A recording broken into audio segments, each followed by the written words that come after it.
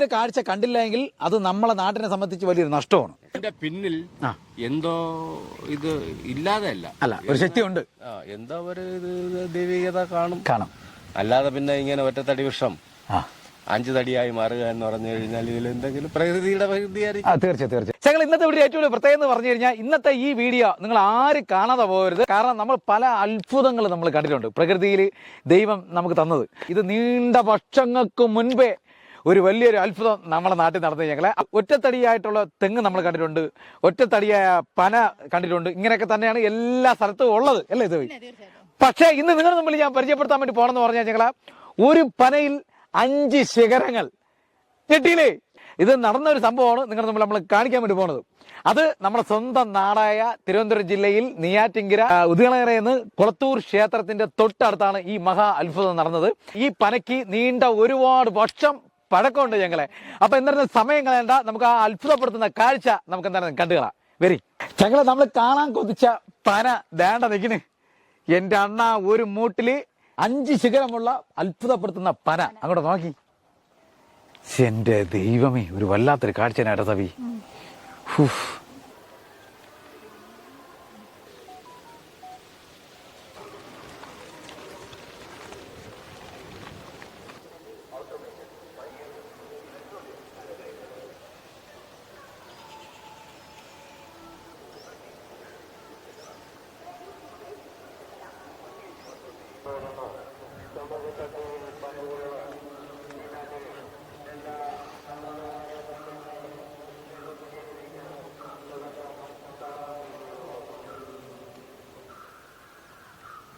ഈ പനയുടെ വണ്ണം എന്ന് പറയുന്നത് സാധാരണ ഒരു പനയെ കാണും പോലെ തന്നെ അത്ര വണ്ണേ ഇതിനേ ഉള്ളൂ.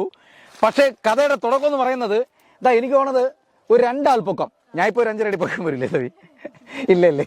അപ്പൊ ഞങ്ങൾ അപ്പൊ എന്തായിരുന്നാലും ഒരാൾ പൊക്കം കൂടി എന്തായിരുന്നാലും വരും. അത് കഴിഞ്ഞിട്ടാണ് ഞങ്ങളെ 5 ശിഖരങ്ങളായിട്ട് എന്റെ പൊന്നെണ്ണ പോകുന്നു. ആ ശിഖരങ്ങൾ എന്താണ്ട് അത്യാവശ്യം എന്താ ഈ വണ്ണം ഉണ്ട് കേട്ടാ. 5 പന മേളിൽ നിൽക്കുകയാണ്. നോക്കി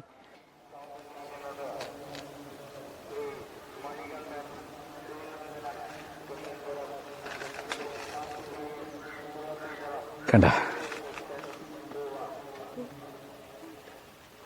ചെങ്കല. ഇതൊക്കെ കണ്ട നമ്മളെ ഈ പന തുടങ്ങി പകുതിയിൽ എത്തുമ്പോഴാണ് 5 ശിഖരങ്ങളായിട്ട് മാറുന്നത്. കണ്ടല്ലേ? പക്ഷെ ഈ മുള്ളൊക്കെ ഇങ്ങനെ നിൽക്കുന്നതുകൊണ്ട് ഞങ്ങൾ അല്പം കൂടി മേളോട്ട് കയറി എടുക്കായിരുന്നു. പക്ഷെ ഒരു രക്ഷയില്ല, അത് മുള്ളത്.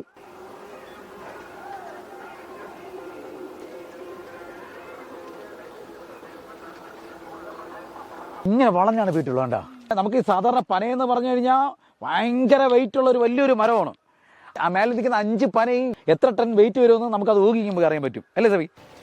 നല്ല കാറ്റ് കേട്ടോ ഇവിടെ നിന്ന്. സൂപ്പർ കാറ്റ്. എന്തൊരു കാറ്റ്. പക്ഷെ എനിക്ക് തോന്നുന്നു ഇത്തിരി കൂടി വൈകുന്നേരം ആയിരുന്നെങ്കിലേ ഭയങ്കര രസമായിരിക്കും കേട്ടോ. ഞങ്ങൾ ഇനി നമുക്ക് ചെങ്ങളെ ചുറ്റുപാടിലുള്ള ആൾക്കാരോട് കേട്ടു നോക്കാം ഈ പനയ്ക്ക് എത്ര വയസ്സുണ്ടെന്ന്. അപ്പൊ നമ്മൾ ഇവിടെ ഉള്ള ഒരു ബ്രോയാണ്. ബ്രോ പേര് അഖിൽ. ഇവിടെ അടുത്താണ് താമസം. പനയ്ക്ക് യഥാർത്ഥത്തിൽ പേരെന്താണ് ഇവിടെ വിളിക്കുന്നത്? 5 മണ്ട പന എന്നാണ് ഞങ്ങളെ ഈ പനയ്ക്കുള്ള പേര്. പക്ഷേ ഇത് എത്ര വർഷത്തെ പഴക്കം വരും? എന്റെ കൊച്ചുനാളിലോട്ട് ഇവിടെ ഉള്ളതാണ്. ഇപ്പൊ എത്ര വയസ്സുണ്ട്? ഇപ്പൊ 24 വയസ്സായി. അത്രേ ഉള്ളൂ. കൊച്ചു പയ്യനാണ്. 24 വയസ്സേ ഉള്ളൂ. പുള്ളിയുടെ കുഞ്ഞുനാള് മുതലേ ഈ പനയുണ്ട്. ഈ പനയെ കുറിച്ച് ഒന്ന് അറിയാൻ വേണ്ടി വന്നതാണ്. പേരുള്ളതാണ്. മാമ ഇത് എത്ര വർഷം വരും ഈ പനയ്ക്ക്? വർഷം പഴക്കം എന്ന് പറഞ്ഞു കഴിഞ്ഞാൽ ഒരു 50 വർഷത്തിന്റെ പഴക്കം. 50 വർഷം പഴക്കമുണ്ട്. എനിക്ക് 65 വയസ്സായി. 65 വയസ്സായി. ഒരു 150 പന ഇതിനകത്തുണ്ട്. ഈ കണ്ടത്തിനകത്തുണ്ടായിരുന്നു. അപ്പൊ അതിലെല്ലാം മുറിച്ചു മാറ്റി. ഈ പന മാത്രം മുറിച്ചില്ല.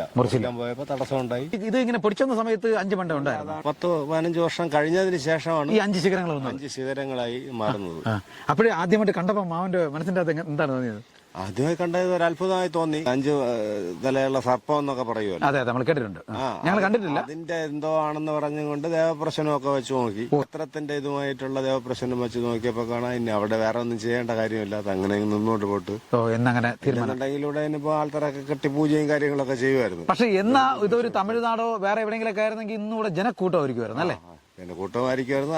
അത്ഭുത തീർച്ചയായിട്ടും. അത് പറഞ്ഞ കാണാനായിട്ട് ഒരുപാട് ആൾക്കാർ വരുമായിരുന്നു. പക്ഷെ ഇത് എനിക്ക് തോന്നുന്നു ജനങ്ങൾ അറിയാതെ പോകുന്നുണ്ട് അല്ലേ? ഇല്ല, വിദേശികളൊക്കെ വരുന്നുണ്ട് കാണാനൊക്കെ.